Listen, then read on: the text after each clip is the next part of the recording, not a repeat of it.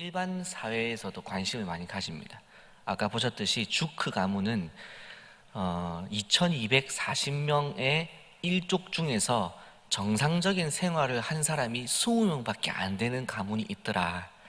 부모의 영향이, 친인척의 영향이 그 자녀에게 계속해서 연결되는 가문을 연구하고 그와 비교 집단으로 연구했던 가문이 바로 조나단 에드워즈의 가문이었는데, 부통령부터 시작해서 목사가 116명이라고요. 또 아까 보셨겠지만 그 외에도 그 좀 더 자세한 통계를 보면은 뭐 공무원도 셀 수 없고요. 그러니까 대부분 건실한 사회의 일꾼으로서 살게 되었다. 이것을 그 가문의 전체 분위기로 나타나고 있는 것이죠. 이것은 제가 이 영상을 보여드린 이유는 우리도 조나단 에드워즈처럼 믿음의 명문 가정을 만듭시다 라는 의도도 있고, 안 해도 됩니다. 그죠? 우리가 굳이 또 막 명문 가정까지 해야 됩니까? 우리 가정, 우리 대의 가정만 잘 살아도 충분하다고 생각합니다. 저는. 하지만 혹시 청년들이 오늘 자리에 계시기 때문에 청년들에게 도전을 하고 싶다면, 저는 저 장면에서 가장 저를 도전을 주는 장면은 뭐냐면, 조나단 에드워즈가 주석을 다룬 성경책이 보존되어 있고 그의 조그만한 수첩을 아까 대학교 교수가 이렇게 연구를 하고 있잖아요. 조그만 메모까지. 조나단 에드워즈라는 사람은 자신의 그 학문적 노력이 후대에 연결되기를, 이어지기를 바랬습니다. 그래서 비록 55세의 젊은 나이에 요절을 했지만 그 17살 때부터 대학교 교수의 일을 하면서 자신의 모든 학문적 그 자료들을 다 보관을 한 거예요. 조금 제가 덧붙여서 얘기하자면, 자기가 나중에 자기가 쓴 것이 300년 뒤에 대한민국에까지도 전해질 만한 중요한 신앙적 자산이 될 줄 알고 이런 것들을 보존하고 준비하는 삶을 살았다는 것입니다. 이렇게 젊은 청년들과 학생들은 조나단 에드워즈가 그렇게 살았던 것에서 제가 도전을 해주고 싶은 건 뭐냐면, 마치 500년 뒤에 여러분의 인터넷 검색 기록까지 후대 사람들이 보면서 과연 이런 삶을 살았구나라고 할 만한 삶을 살아내시길 바랍니다 하는 겁니다. 무슨 말씀인지 이해되시죠? 그리고 우리 젊은 언니 오빠들, 다들 자기가 아니라고 생각하시면 큰일 났습니다. 젊은 언니 오빠들 당연히 내라고 생각하셔야 돼요. 여러분, 우리 마음이 늙습니까? 마음은 안 늙습니다. 몸은 늙어도 우리 14살 때 17살 때 그 마음 그대로죠. 여러분, 지금부터라도 오늘 에드워즈 뒤에 보면 결심문이라는 게 있는데, 에드워즈가 20살, 21살 때 적어놓은 그냥 일기 같은 거예요. 근데 그게 우리한테는 지금 거의 성경 비슷하게 지금 경건한 문장으로 다가오고 있다는 것입니다. 여러분, 그렇다고 한다면 인생을 50년, 60년 살아오시고 신앙의 고난의 역경을 다 지나오신 여러분께서 한 글자 한 글자 적으시는 신앙에 대한 기록들, 그것이 얼마나 가치 있는 자료가 되겠습니까?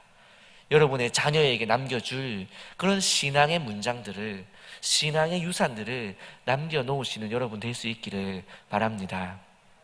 지난주 내용을 조금만 다루면은, 성령론을 지난주에 하다가 거의 다 했어요. 그래서 요약하는 차원에서 몇 가지만 언급하고 오늘 내용을 보겠습니다. 우리는 세례를 받는 그 순간, 하나님께서 우리를 회심하게 하시는 그 순간 이미 성령께서 어떻게 되셨다고요? 우리 안에 내주하기 시작하셨다는 것입니다. 그렇기 때문에 우리가 성령님을 불러드려야 됩니까? 성령님을 이렇게 주유구에다가 이렇게 해가지고 우리한테 이렇게 주입을 해야 됩니까? 그런 존재가 아니라는 것이죠. 성령님은 누구시라고요? 하나님이시거든요. 하나님이시라면 천지를 창조하실 때부터 존재하셨기 때문에 내가 내 중심적으로 성령께서 지금 나한테 들어오시고 나가고 이런 존재가 아니라는 것입니다. 성령님은 이미 존재하고 계시고 이미 우리 안에 내주하고 계시고 내가 들어오라 나가라 할 수 있는 그런 존재가 아니라 하는 것입니다. 그러면은 성령을 받는다라는 그런 어떤 의미는 우리가 이해를 하지만 사실적으로 좀 더 이 언어적인 표현을 정리하자면은 성령을 받는다라는 표현보다는 성령께 순종한다, 성령 충만이라고 하는 것이 성령께 완전히 사로잡히다 라는 것으로 이해하면 된다는 것입니다. 이해되셨습니까? 이전까지는 성령을 받는다라고 하면 내 안에 지금 성령이 없어요. 그리고 성령을 새로 이렇게 집어넣는 거예요. 이렇게 이해를 했단 말입니다. 그러면은 성령론이 틀려요. 성령님이 하나님이 아니게 돼버리는 겁니다. 하나님은 무소부재하신 분이십니다. 성령님이 내 안에 존재하지 않을 수가 있을까요? 없습니다. 성령님은 나와 늘 함께 하세요.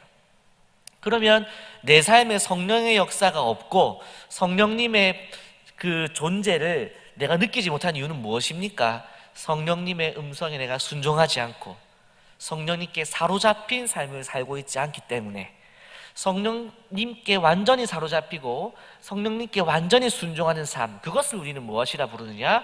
성령 충만한 삶이다, 이렇게 부른다는 것입니다. 이 성령 충만은 오직 말씀과 기도로만 가능한 것입니다. 믿으시기 바랍니다. 그래서 이제 이 성령 충만과 성령 세례 부분을 이 정도로 정리를 하고요. 그 다음은 성령의 은사가 오늘도 지속되는가 하는 것에 대해서 큰 두 가지 지류가 있어요. 마찬가지로 한 가지는 성령의 은사는 구속사적인 관점, 구속사적인 관점이라는 것은 성경의 전체 스토리에서 볼 때 그 스토리의 한 지점에서만 일어났던 특별한 사건이라고 보는 관점이 있습니다. 이렇게 되면 성령의 은사는 그 뒤에 또 일어난다는 말일까요? 안 일어난다는 말일까요? 안 일어난다는 관점인 것이죠. 대표적인 학자 리처드 게핀이라는 사람인데요, 이 사람은 성령의 은사는 초대교회 마가다락방 시대, 초대교회라고 하면 AD 약 30년부터 한 100여 년 정도의 시간, 예수님과 함께 사역했던 12제자들과 그 다음에 바울까지 포함한 이 사도들의 사역이 진행되던 초대교회의 그까지를 성령의 역사가 역동적으로 일하던 시기고, 이것은 그 앞에까지 하나님의 사역이 쭉 기다려졌다가 때가 참에 추수와 같이 그 열매가 한꺼번에 많이 일어난 시기다라고 보는 것이 한 줄기입니다.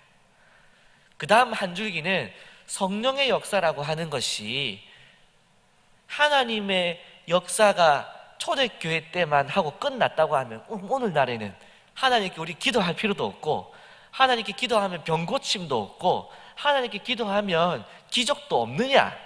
있다라고 하는 것이 또 한 측면입니다. 여러분, 우리는 어디를 지지해야 될까요?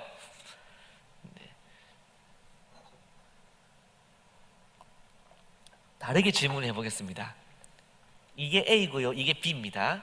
자, A가 손 안 들겠습니다. 네. A와 B 중에 하나님께서 중간고사를 치는 거예요. 하나님께서 부르시는 거죠. 우리의 이름을, 자녀의 이름을 부르듯이 누구야 하면서 A가 정답이게 B가 정답이게 물어보신다고 한번 생각해 보세요. 여러분, 무엇을 고르는 것이 정답이 될까요?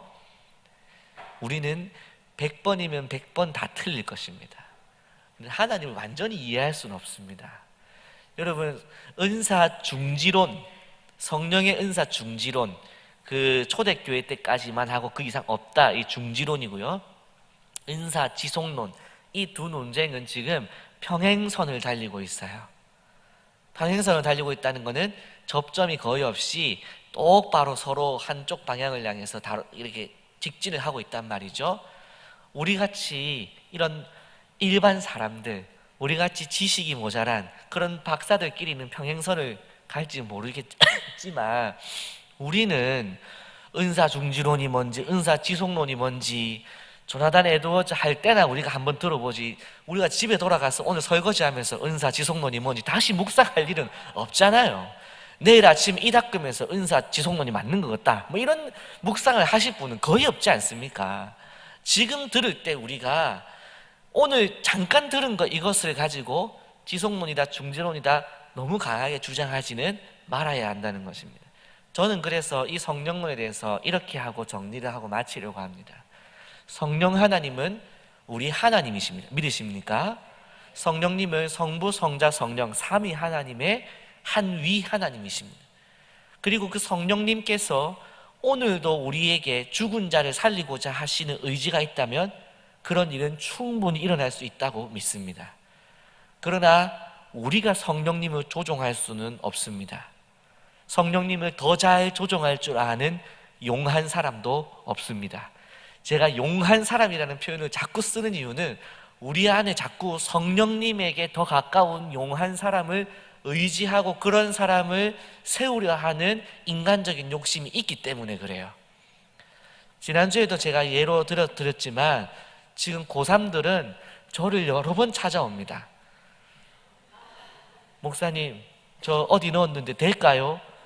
여러분, 제가 성령님은 모든 것을 아시지 않습니까? 그러면 제가 학생한테 가만히 있어봐라, 합격, 이렇게 해준다 생각해 보세요. 교목 뭐 전도할 거 없습니다. 저기 있는 애들 다 교회 올 거예요. 그거 들으려고. 여러분, 그렇게 전도를 하는 것이 맞겠어요? 그렇게 하면 안 되는 거예요. 사기치는 거잖아요. 근데 만약에 여러분 또 반대로 하나님께서 은혜를 주시면 합격의 당락의 그 비밀을 알려주실 수 있을까요? 없을까요? 알려주실 수는 있습니다. 하지만 분명히 말씀드립니다. 하나님은 그런 거 안 가르쳐 주십니다. 제가 분명히 말씀드렸습니다. 그렇게 말씀드려도 된다고 했으니까 일단 기도는 해보자, 이런 생각도 하지 마세요. 하나님은 다 하실 수 있지만 우리가 다 기도해야 된다는 뜻은 아닙니다. 그래서 미래에 대한 그런 그 기도를 우리는 하는 것을 이제 중단해야 돼요. 많은 성도님들이 교회에서 성령님이 용한 능력이 아니라는 것을 아는 성도님들이 타로점으로 또 여러 가지 점으로 찾아갑니다. 그래서 요새는 그곳에 모든 종교인 환영, 기독교인도 환영, 이걸 붙여놓는다고 합니다. 하도 찾아오니까 이제 그 중에서는 저도 장로입니다, 저도 권사입니다 하면서 기도 같이 하고 타로 좀 보고 이래 한대요. 여러분, 이게 되겠습니까? 안 되는 것이죠. 성도님 여러분, 우리는 불안함 때문에 하나님의 뜻을 더 빨리 알고 싶고 더 분명히 알고 싶은 마음이 있는 것은 충분히 이해합니다. 하지만 하나님은 우리에게 감추실 것은 감추시고 보이실 것은 또 보이시면 그것은 하나님의 때에 하나님의 방법으로 하시는 것이 좋은 것이죠. 내가 하나님의 때를 조정하려 하고 내가 하나님의 방법을 만들어 나가려고 할 때에 우리는 하나님을 넘어서게 되고 하나님 외에 다른 우상을 찾게 될 위험이 있다는 것, 우리는 기억해야 한다는 것입니다. 이 성령에 대해서 이야기할 때 성령님은 모든 것을 하실 수 있습니다. 기억하십시오. 지난주에도 제가 말씀드렸죠. 이 안경, 제가 지금 이렇게 이런 안경을 끼고 있지만 또 놀라십니까? 네, 이 안경을 제가 이렇게 끼고 있지만 제가 초등학생 때 눈 좋아질 거라고 기도해줬던 그 기도로 제가 눈이 좋아진 것이 아니고 수술해서 눈을 뜨게 된 겁니다. 땅바닥에 침 뱉어가지고 흙으로 발라서 눈 뜬 게 아니고, 네, 이 개그를 못 알아들으신 분은 성경을 더 읽으셔야 돼요. 네, 이렇게 해서 눈 뜬 게 아니고 수술해서 안구건조증도 있고 수술했기 때문에 인공 눈물도 맨날 넣어야 돼요. 이게 우리의 그것입니다. 하지만 아까도 말씀드렸듯이 하나님께서 하시고자 하면 제 눈 그 정도 볼 수 있게 할 수 있겠어요? 없겠어요? 있다고요. 하지만 그런 거 하겠다고요? 안 하겠다고요? 안 한다고요. 하나님께서 뭘 하실지 안 하실지는 우리가 교제를 하면 할수록 분별을 하게 될 것입니다. 이 에드워즈 같은 경우는 그런 것이 하나님과의 친밀함이 주는 영적 성장이라고 표현하겠죠. 우리가 어느 정도 이제 아는 사람은 눈만 봐도 알듯이 신앙생활 처음 시작하는 사람은 하나님 뭐 눈도 좋게 해주시고 우리 아들도 막 공부 전교 꼴찌인데 서울대 넣어주시소 막 이렇게 기도 할 수 있죠. 그래 할 수 있습니다. 하지만 이제 20년, 30년 됐고 또 우리 교회 같은 뭐 세일장이고 또 막 이렇게 섬기시고 계시는데 여전히 하나님 5천만 원 기다리고 있습니다. 이런 기도를 해가지고 할 수 있습니다만은 네, 기도가 좀 바뀌어야 되지 않겠는가. 그리고 그 기도를 받기 위해서 용한 점쟁이 안 찾아가는 것만 해도 감사하긴 한데 용한 전도사님, 용한 권사님, 용한 목사님 찾지 마시고 성령님의 이름을 부르면서 골방으로 들어가셔서 하나님께 기도하시기 바랍니다. 종교개혁의 가장 큰 가치는 사제를 통해서 기도하는 것이 아니라 내가 지금 이 자리에서 하나님과 직접 기도할 수 있게 되었다는 것입니다. 그게 얼마나 우리에게 큰 가치입니까? 근데 왜 그걸 다시 용한 누군가에게 넘기시려 하십니까? 그런 용한 사람을 찾지 마시고 저를 한번 따라하십시오. 내 기도는 내가 제일 용하다. 네, 이거는 제가 지어낸 겁니다. 어디 없습니다. 내 기도는 내가 제일 용해요. 괜히 누군가에게 의지하려 하지만 사람을 의지하기보다는 다시 하나님을 의지하시고 이렇게 하는 균형 잡힌 성령론을 가지시기를 바라면서 오늘 에드워즈 내용 이제 마지막입니다. 네, 아쉬우시죠? 네, 알겠습니다. 조나단 에드워즈에 대한 평가. 오늘 제목은 조나단 에드워즈처럼 살 수 없을까? 제목 참 좋죠. 백금산이라고 하는 부흥과 개혁사라고 하는 출판사의 목사님이신데 그분이 그 책을 이렇게 썼던 것 같아요. 그래서 조나단 에드워즈를 어떻게 하면 우리가 본받을 수 있을까 하는 것입니다. 여러분, 이것이 마침 오늘 처음에 보았던 영상처럼 조나단 에드워즈처럼 하면 우리 아들들도 다 아마 장차관 판사하는구나, 이거 본받기 위해서 이걸 보는 것은 절대 아닙니다. 조나단 에드워즈처럼 어떻게 하면 하나님을 더 알고 하나님을 아는 지식이 하나님과 더 친밀하여서 하나님과 동행하는 삶을 살아갈 수 있을까, 이거를 우리가 본받자는 것입니다.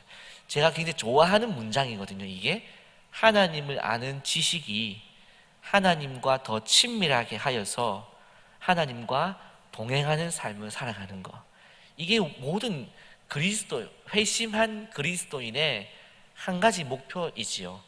그것이 무엇이라고 다른 두 글자 단어가 뭘까요? 하나님을 아는 지식이 성장해서 하나님과 친밀하여 하나님과 동행하는 삶, 이 성화죠. 성화.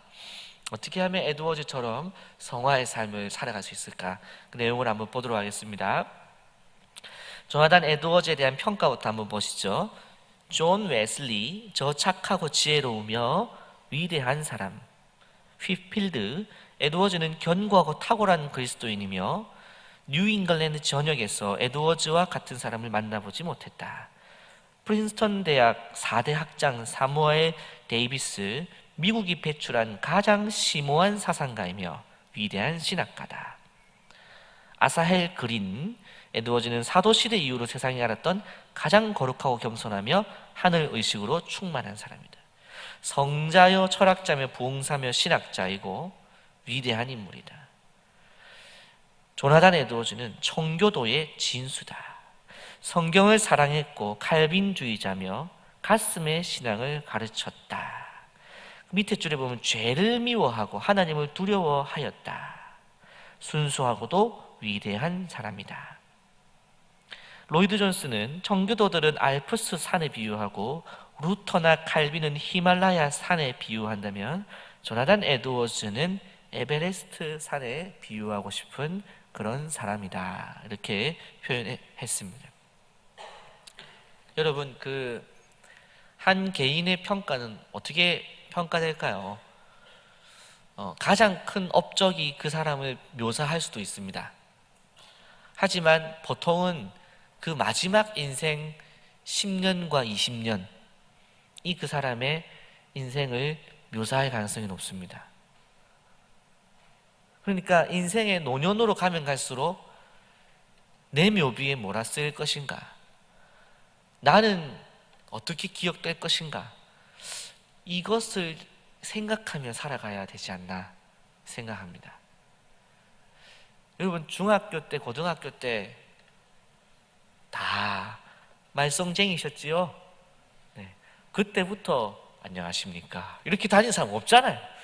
그때 우리 다 사고 쳤습니다. 대학생 때 우리 다 철 없었지요. 대학생이 계신지 모르겠지만 청년 때 우리의 선택들은 다 잘못된 선택이 많았습니다. 30대, 40대에도 여전히 뭐 좀 아는 것 같았는데 자녀를 양육하면서 내가 이때까지 뭘 했나 이런 생각을 또 하고 살았을 것입니다.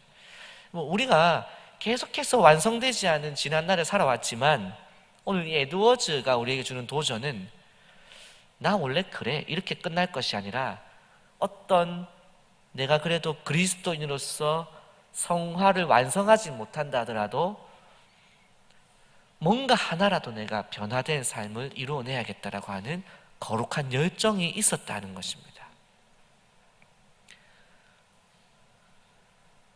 그것 하나 정도는 있어야 안 되겠습니까? 우리가 가까운 가족이 예를 들어 제가 이제 광재인데 누나나 형이 광재야 니 그래도 초등학생 때 비해서 뭐 이런 점은 네가 좀 나아진 것 같다.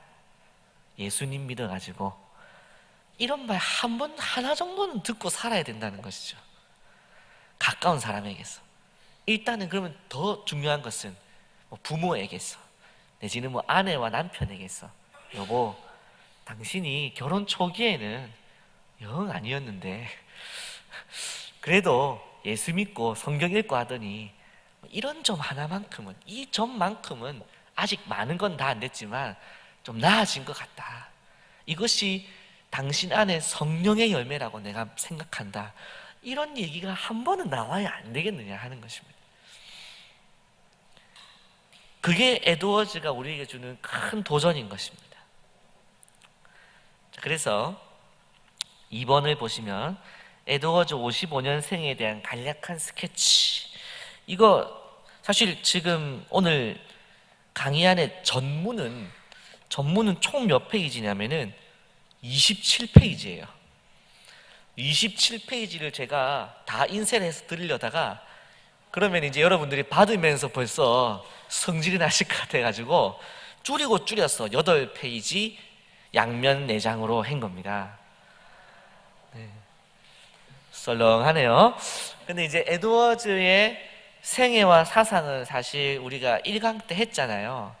그래서 자세히 하지는 않겠지만 오늘 에드워즈의 삶 전체를 이제 스키밍 하는 차원에서 조금씩 말씀을 드려보겠습니다. 일단 괄호 1번에 보면 에드워즈의 삶은 초기 23년, 중기 23년, 후기 8년 이렇게 나눕니다. 그래서 초기 23년을 보면은 11남매 가운데 5째로 태어났고 13세에 예일대에 입학해서 17세 수석으로 졸업하고 예일대에서 21살부터 교수로 봉직을 했다. 네, 들을 때마다 놀라운 커리어입니다. 네, 요새 학생들 같으면 인생 커리어다 이렇게 표현하기도 할 텐데 대단한 커리어죠. 10대에서 20대에 과학과 철학 이런 데 있어서 거의 정점에 이뤘다 이렇게 봅니다. 그래서 과학, 철학, 신학 전 분야에서 지적인 능력에 탁월함을 보였다 이렇게 할 수 있겠습니다.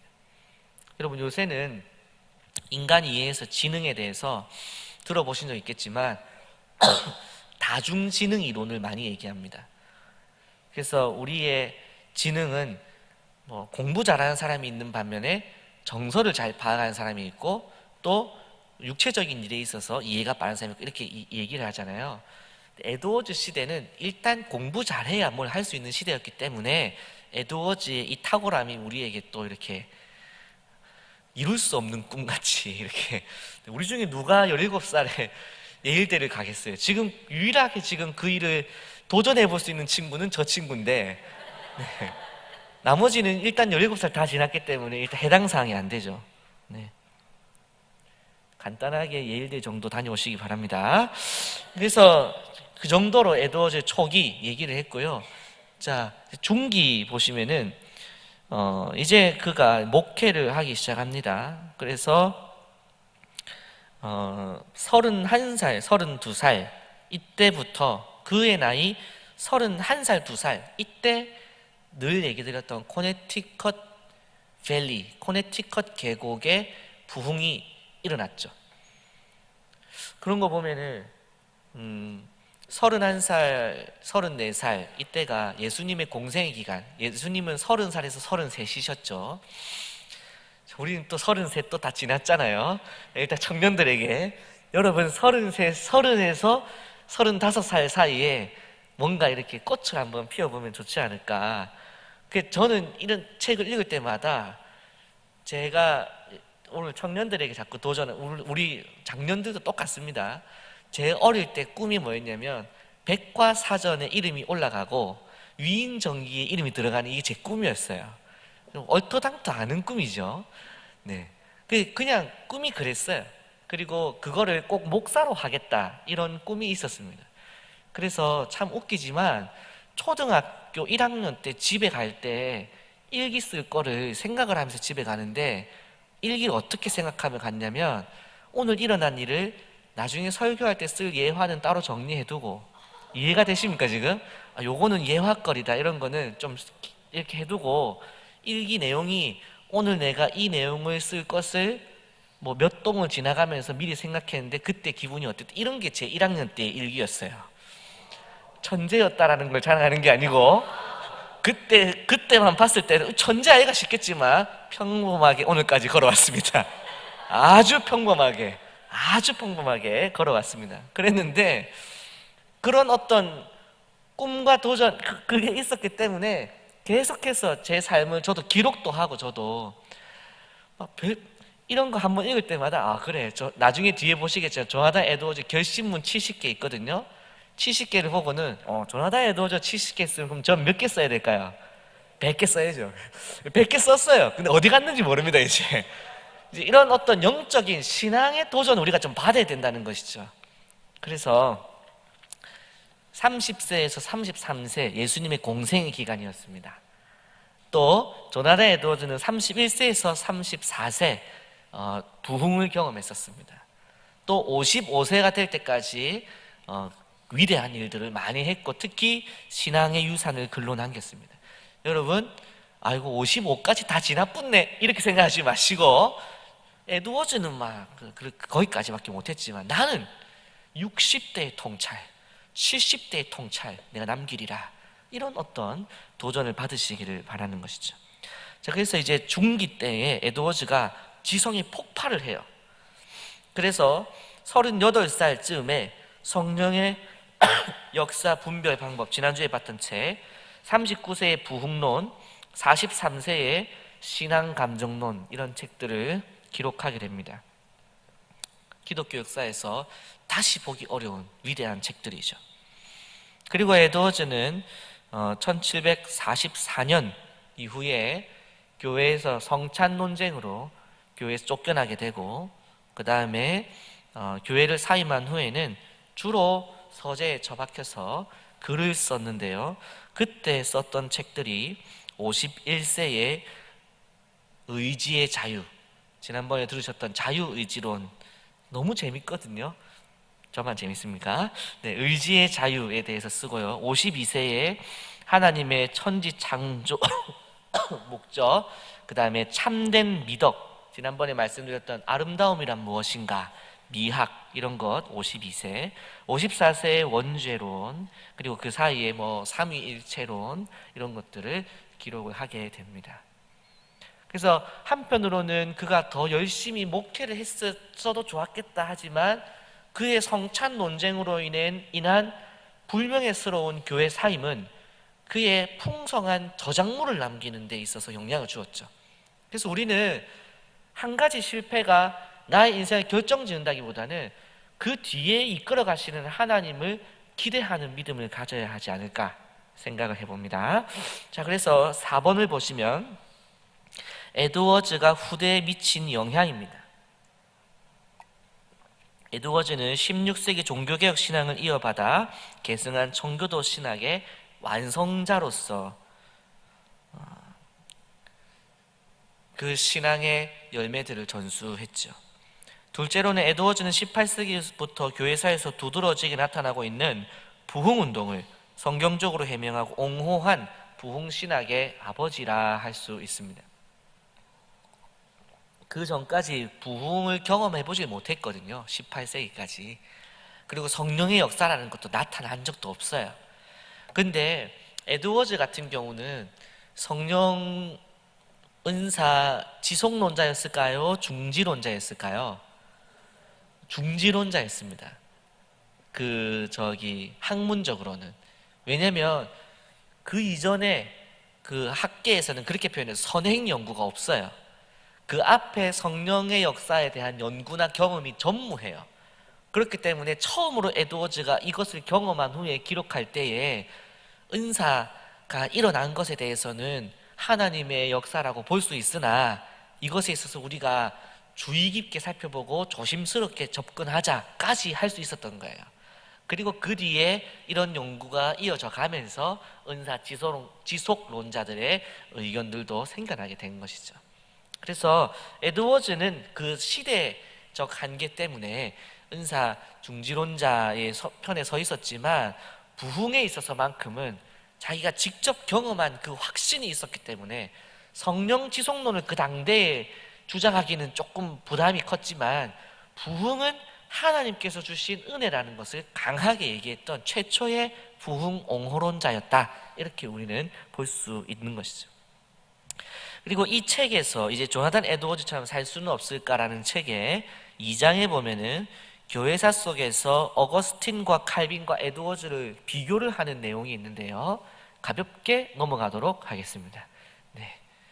3장으로 가보면은 에드워즈는 어떻게 미국 최고의 영적 거인이 되었는가 이렇게 하는 내용이 있는데요.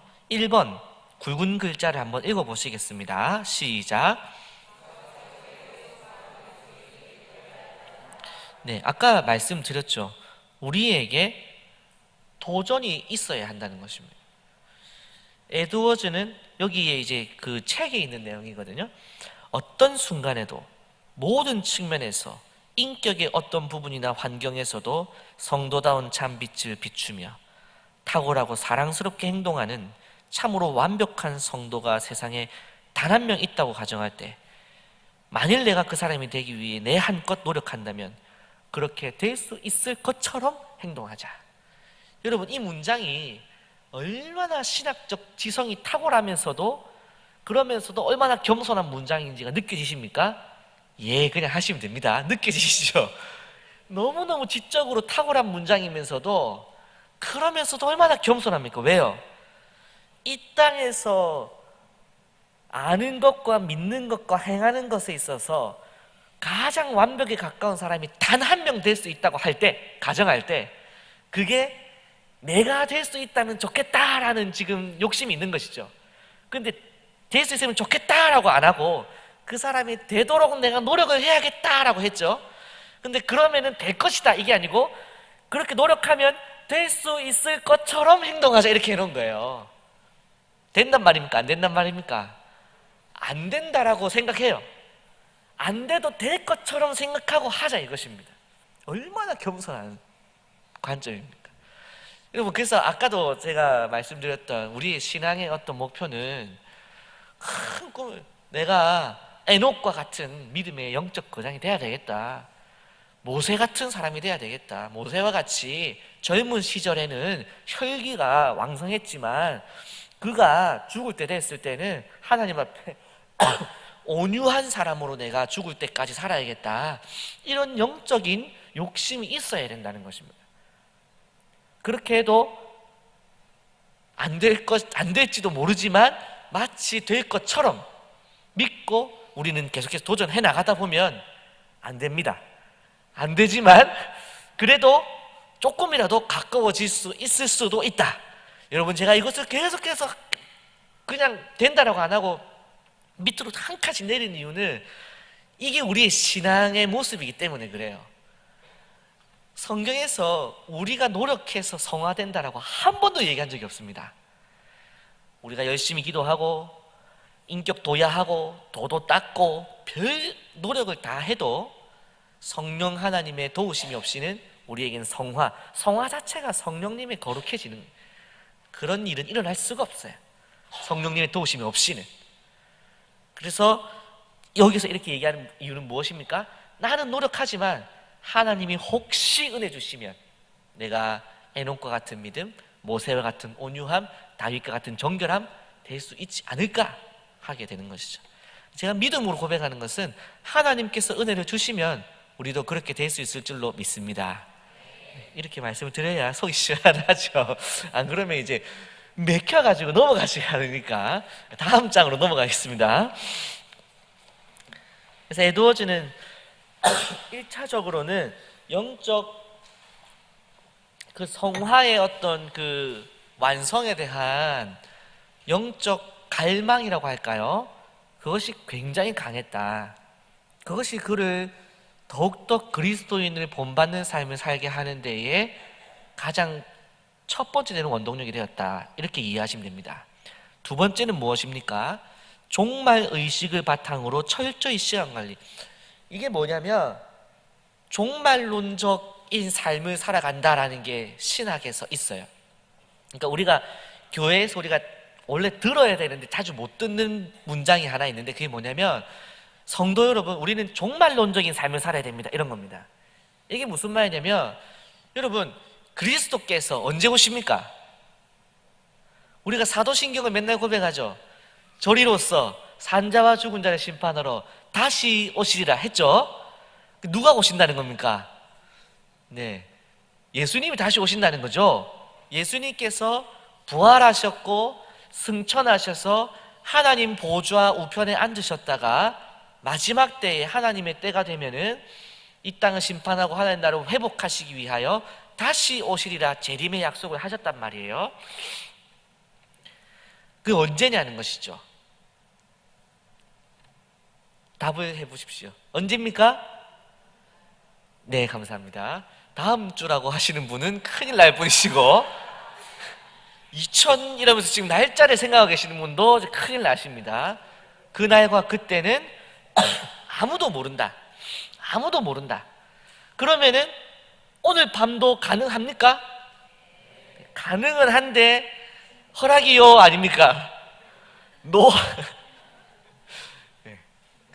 누가 여기서 지금 자신 있게 허락이요 할 수 있는 사람 누가 있을까요? 허락이요 하는 분은 너무 힘들어서 허락이요 하고 싶었는데 이렇게 진지하게 그럼 진짜 오늘 밤 콜 이렇게 했을 때는 죄송합니다. 2주만 시간을 주십시오 할 수밖에 없잖아요.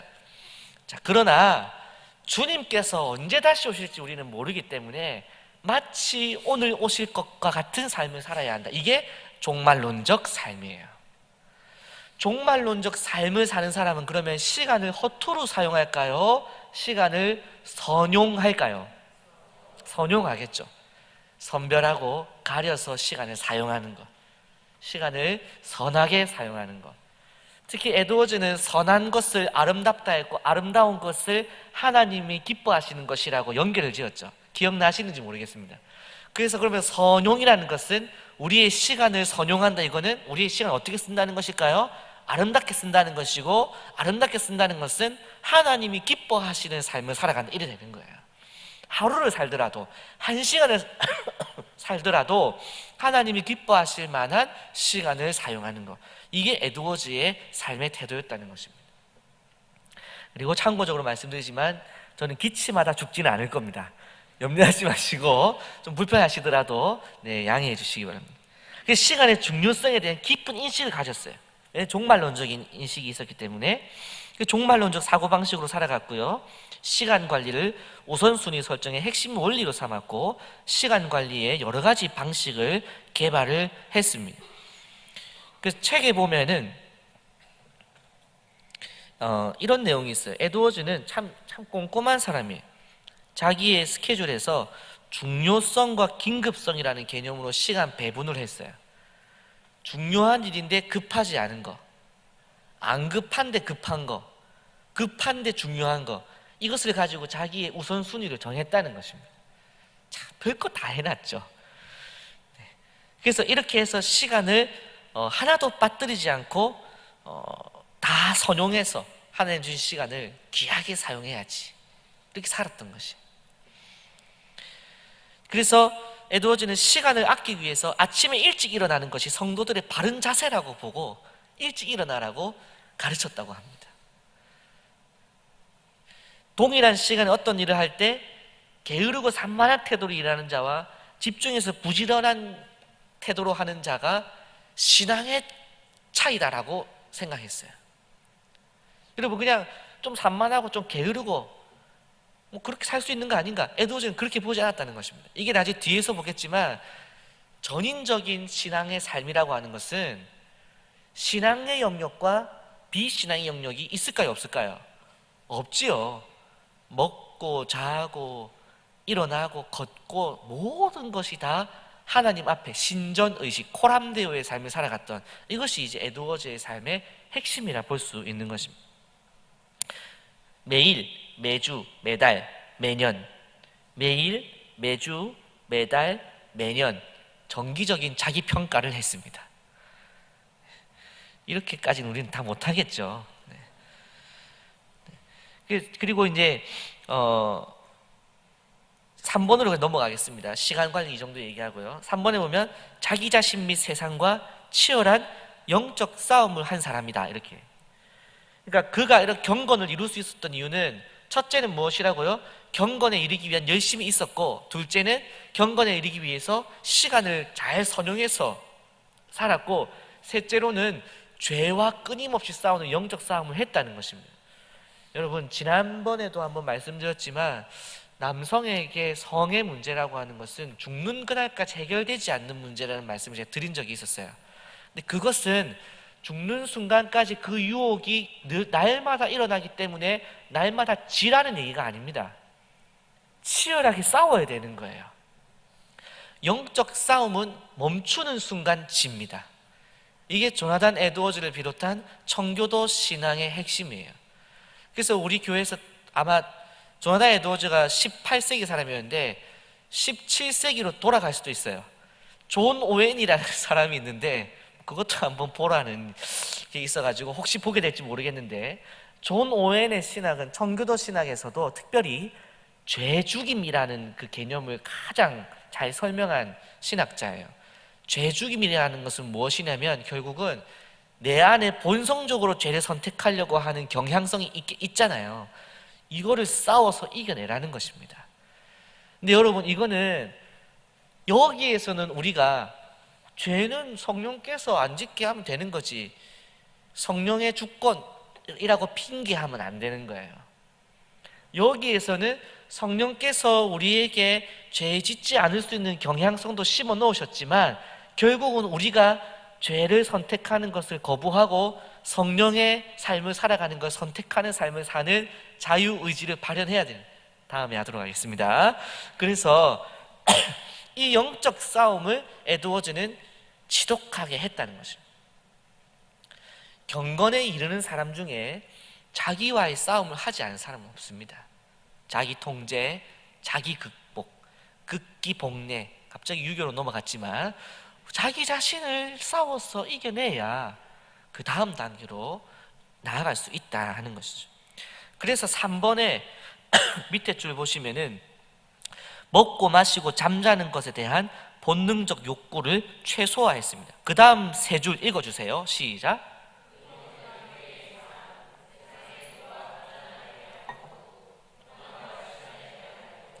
네, 그래서 끊임없는 회개의 삶에서는요, 제가 전에 한번 말씀드렸듯이 하나님 앞에 기도할 때 우리는 비 맞은 생쥐꼴로 기도해야 된다는 얘기 혹시 기억나십니까? 하나님 앞에 나갈 때는 최대로 비참하게 나아가야 됩니다. 계속 죄인이기 때문에. 그리고 그 기도의 자리에서 돌아서서 나오는 순간부터는 죄인이지만 의의 옷을 입은 당당한 모습으로 나오는 거예요. 그래서 성도와의 교제에서 완전히 회복된 삶을 살아갑니다. 그러면서 우리는 죄를 또 짓겠죠? 그리고는 하나님 앞에 다시 엎드렸을 때 우리는 어떻게 됩니까? 다시 비 맞은 생쥐꼴로 주님, 나를 의롭다 하셨는데 내가 또 이렇게 살고 돌아왔습니다. 끊임없는 회개의 삶을 살고 하나님 앞에는 죄인이요 세상을 향해서는 의인으로 살아가는 이 양날의 검과 같은 삶을 에드워즈가 살았다는 것입니다. 우리도 마찬가지입니다. 우리는 늘 반대로 살아가요.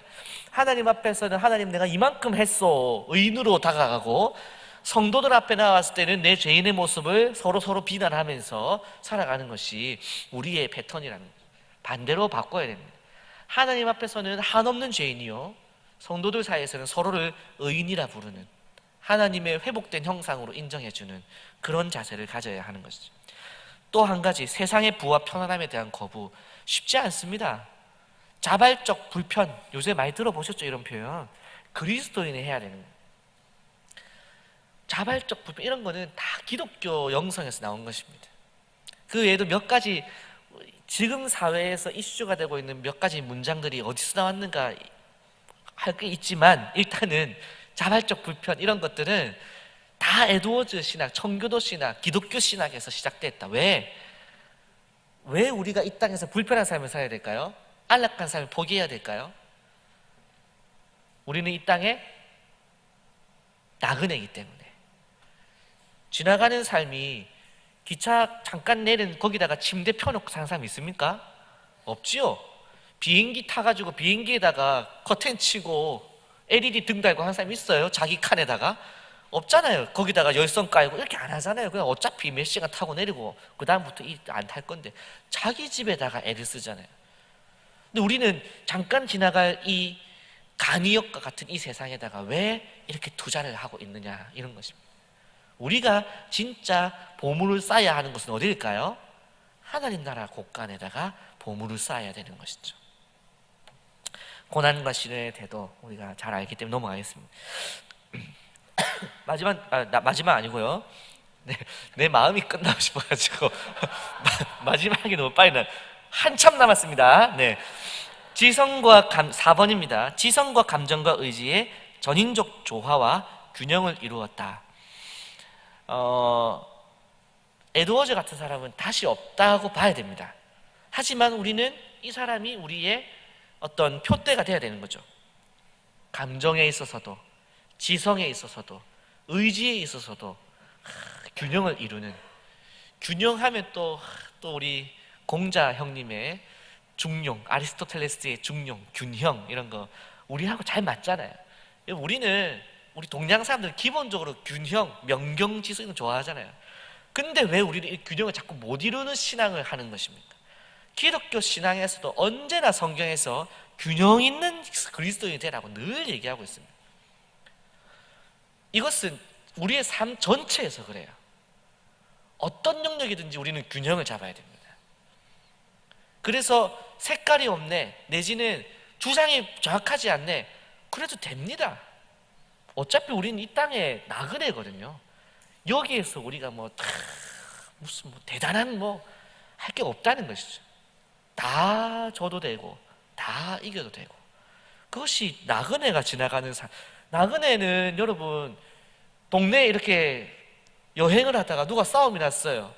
자기들은 논에 물 댄다고 막 싸우고 있을 때 나그네는 어떨까요?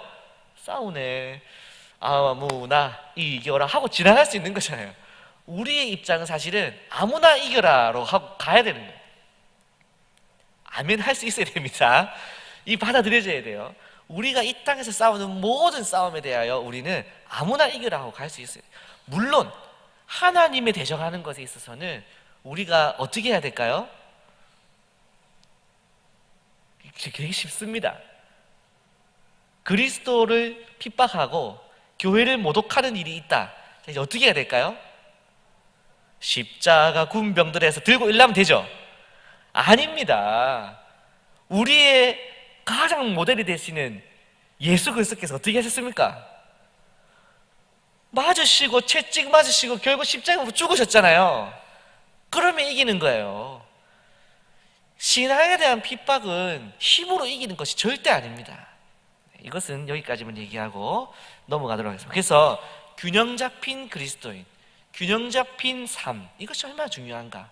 우리가 이 땅에서 애를 써야 되는 것은 경건에 이르고 하나님을 더 알아가고 하나님과 더 친밀해지고 여기에 애를 써야지, 우리가 다른 것에 애를 쓰는 것은 정말 의미 없는 일에 에너지를 쓰고 있고, 그것은 시간을 선용하는 것이 될 수가 없습니다.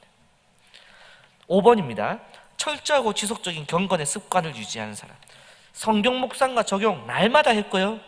우리 교회로 치면 묵상 큐티, 그죠? 신학과 교리, 묵상과 탐구. 자, 우리는 조나단 에드워즈 했습니다. 일단 됐고요. 자, 이제 균형 잡힌 독서. 여기서 이제 우리가 쓱 이제 느낌이 오죠. 안 했는데 예. 기도와 찬양 하고 있고요. 성도의 교제 및 전도. 예. 이제 하면 되고요. 그럼 이제 우리에게 조금 이제 약간 저 문자 차 지울까? 못 본 걸로 할까 싶은 게 뭡니까? 네, 균형 잡힌 독서. 참 에드워즈의 어떤 신학에서는 독서도 막 그냥 막 죽도록 독서 이런 게 아니에요. 균형 잡힌 독서. 네. 그래서 우리가 접하는 정보들도 극단과 극단의 정보도 접할 수 있어야 되고요. 그 스펙트럼을 다 이해하는 그런 관점도 우리가 가질 수 있어야 합니다. 자, 6번입니다. 통전적이고 총체적인 거룩을 이룬 사람. 그래서 대화와 언어 생활, 그 다음에 친절, 복수, 분노의 개념에 대해서 자기가 어떻게 했는가, 부모와의 관계, 다른 사람과의 관계, 자연과의 관계, 이런 데 있어서도 그런 모든 전 영역의 삶의 영역에서도 하나님 앞에서 살아가듯이 살아갔다. 이게 핵심이라고 보시면 됩니다. 그 구체적인 내용들, 참 은혜로운 내용들이 많지만 그런 것들을 다 보지는 않겠습니다. 그래서 특별히 여기에서 한 가지만 언급할 것은, 우리 아직 이제 젊은 청년들이 계시기 때문에 부모와의 관계가 좋지 않은 채 그리스도인으로서 성화를 나아가고 있다. 이것은 하나님과 관계를 끊어놓고 시작하는 것과 마찬가지입니다. 우리 어르신들도 마찬가지입니다. 아직까지 돌아가신 아버지를 용서하지 않고 병원에 계신 어머니를 용서하지 않고 시어머니, 시아버지와 관계 속에서 내가 맞았는데 내가 용서해야 되나, 여러 가지 우리가 뭐 이야기할 것은 뭐 끝도 없지요. 하지만 하나님께서 이 부모와의 관계에 대해서 계명에서 10가지 계명 중에서 5계명으로 해놓았던 것에는 큰 이유가 있다는 것을 우리가 늘 기억하면서, 부모와 권위에 대한, 오늘 목사님께서 잠깐 이 권위에 대해서도 말씀하셨지만, 하나님은 이 질서의 하나님이신 우리 하나님은 이 권위에 대한 순종에 대해서 늘 말씀을 하셨어요. 그리고 젊을 때에는 권위에 순종하지만 나이가 들었을 때에는 권위가 있는 사람이 되어야 한다는 것을 성경에서는 얘기를 많이 합니다. 그것은 권위주의를 하라는 것이 아니라 존경받을 만한 사람이 되라는 것이죠. 여러분 중에서는 이 문장에 대해서 깊이 느끼시는 분들이 계실 거예요. 특히 존경하는 사람이 없는 분들 같은 경우는 그 사람이 있거든요. 이렇게 당신은 누굴 제일 존경합니다 했을 때 예수님? 이렇게 나오시는 분들은 존경하는 사람이 없는 거예요. 기본적으로 이 세상에 자기가 제일 잘났기 때문에 자기가 존경하는 사람이 예수님 나오는 거거든요. 그런 분들은 이때까지 존경스러운 사람이 없었단 말이에요. 그러다 보니까 존경받는 어른이 뭔지를 몰라요. 근데 여러분, 존경받는 어른이라는 것은 막 옆에서 존경해줘 이렇게 하는 것이 아니라 존경받을 만한 인품과 덕이 막 흘러났을 때 그 존경심이 나타나는 거거든요. 그 경외심이 나타나는 거거든요.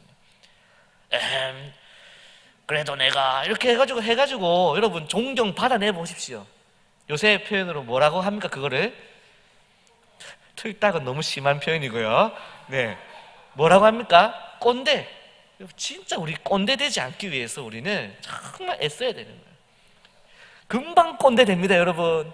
요새는요 10대 꼰대, 초등학생 꼰대도 있대요. 6학년들이 3학년 얼마나 잡는지 아십니까? 네. 그 마인드거든요. 그래서 이 통전적이고 총체적인 거룩을 이루다, 이것은 이런 영역까지도 다 포함되는 거예요. 아마 에드워즈가 오늘까지 살았다고 한다면 여러분 설거지에도 거룩이 있으면 이런 얘기 했을 거예요. 제가 생각하기엔 분명히 그랬을 겁니다. 핸드폰 하나에도 거룩이 있으면, 제가 지난번에도 한번 그 얘기 드리려다가 넘어간 것 같은데, SNS도 품위 있게 하셔야 돼요. 진짜. 근데 우리가 이거를 아직 이게 아직 그게 안 됐기 때문에 우리에게 많이 사용을 못했기 때문에 SNS, 페이스북, 트위터, 카카오톡, 메시지 이런 모든 영역에 있어서 어떻게 품위 있게 쓰는가에 대해서 우리가 아직 학습이 덜 됐거든요. 그래서 품위 있게 사용하기 어려우시면 덜 사용하시면 됩니다. 그건 넘어가도록 하겠습니다. 자, 이제 거의 끝났습니다. 조나단 에드워즈 내용은 사실은 보면 볼수록 재밌고 저만 재밌고 여러분들은 끝냈으면 좋겠고 이럴 수 있겠지만 이제 마지막 내용인데 이거는 이제 읽을 건 아니고요. 4장 조나단 에드워즈의 결심문입니다. 1721년 3월 이후부터 쭉 기록을 한 건데요. 결심문의 목적과 용도 다음 페이지 넘기셔서 지상에서 가장 완벽한 성도가 되려고 하는 목적을 가졌고, 여러분 이게 나쁜 목적입니까? 좋은 목적입니까? 좋은 목적이죠. 그렇다고 한다면 지상에서 가장 모범적인 교회를 세우겠다라는 꿈도 가져보세요. 그냥 교회가 가겠지 이게 아니라 어차피 내가 섬기는 교회면 어차피 내가 만약 셀장이 됐다, 우리 교회에서 가장 모범적인 가장 경건한 셀이 돼야지, 이런 우리의 어떤 목표의식이 있어야 된다는 것입니다. 이런 얘기를 드리면서 저는 제가 부끄럽죠. 니는 어떤데 이렇게 했을 때 저는 그렇게 전혀 안 하고 있습니다. 죄송합니다. 잘 안 돼요. 하지만 이 내용을 보면서 저 다시 한번 마음을 다잡는 것이죠. 이왕 저도 이제 목사가 됐으면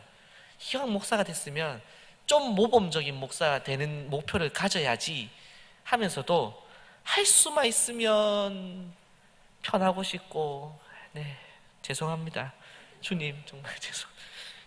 자, 그래서 이 70가지 결심문은 에드워즈는 근데 이제 우리가 이렇게 영적 거장이 될 수 있었던 것은 아까 말씀드렸듯이 지성과 감정, 그리고 뭐가 있었습니까? 의지가 강한 사람이었어요. 70가지 결심문 적었으면 그걸 이제 해냈다는 것이죠. 근데 이제 성경에서 지혜를 주죠. 전도서에서. 우리처럼 의지가 약한 사람은 어떻게 해야 됩니까? 한 겹줄은 쉽게 끊어지되 세 겹줄은 쉽게 끊어지지 않는다는 전서 말씀이 있잖아요. 그래서 우리가 셀이 있고 서로 도와주는 공동체가 있는 것입니다. 지난주에 결심문 썼잖아, 집사님. 지난주에 술 끊기로 했잖아. 지난주에 이제 그래 하기로 했잖아요. 하면서 서로를 격려하고 권면해 나가는 삶을 살아나가야 한다는 거죠. 그러면서 3번을 보시면은 신앙 성장에 대한 잘못된 양극단적 사고방식에 대한 치유책을 에드워즈의 결심문이 보여주고 있죠. 왜? 신앙의 성장이란 우연이 되거나 저절로 이루어지는 것이 아니라 성령의 도우심 속에서 철저한 자기 점검과 끊임없는 노력과 순종에 의해 이루어지는 결과지만 결국은 자기가 한 것은 아니에요. 하지만 노력과 그것이 없이는 이루어지지 않아요. 그랬다고 해도 자기가 노력의 결과로 이루어진 것은 아니에요. 그렇지만 네, 무슨 말씀인지 아시겠죠? 우리는 이것을 늘 생각하면서 있어야 됩니다. 성도의 영적 성장에 대한 성경의 관점은 하나님의 주권과 인간의 책임이 함께 동반되는 것인데요, 하나님 100, 인간 100도 아니고 뭣도 아니고 그래요. 인간의 책임도 분명히 있겠는데 결과는 하나님 100이에요. 근데 인간의 순종이 그 안에 들어가야 돼요. 그렇다고 인간의 공로가 있는 것은 아닙니다. 이거 제가 이렇게 굳이 이렇게 언급드리는 이유를 아실 거예요. 네. 그래서 에드워즈는 밑에 보시면은 이탈릭체, 나는 하나님의 도움 없이는 아무것도 할 수 없음을 알기 때문에 이 결심문이 하나님의 뜻에 일치하는 한 그리스도를 위해 하나님의 은혜로 내가 이것을 지킬 수 있도록 내게 능력 주시기를 겸손하게 하나님께 간청합니다. 잊지 말고 매주 한 번씩 이 결심문을 읽자. 자기 스스로 결심하고 이것을 지켜나가는 삶을 살았다 하는 것입니다. 여러분, 이 결심문을 냉장고에 붙여 보십시오 하려고 했더니 이거 양면으로 돼 있고 또 세 장이고 어째 붙이노 이러면서 지금 알아서 잘 붙여 보시고요. 좀 집에 이렇게 좀 붙여가지고 제 에드워즈 결심문 보면서 나도 도전 받으시고 그렇게 보면 좋겠습니다. 네, 강의를 마쳤습니다.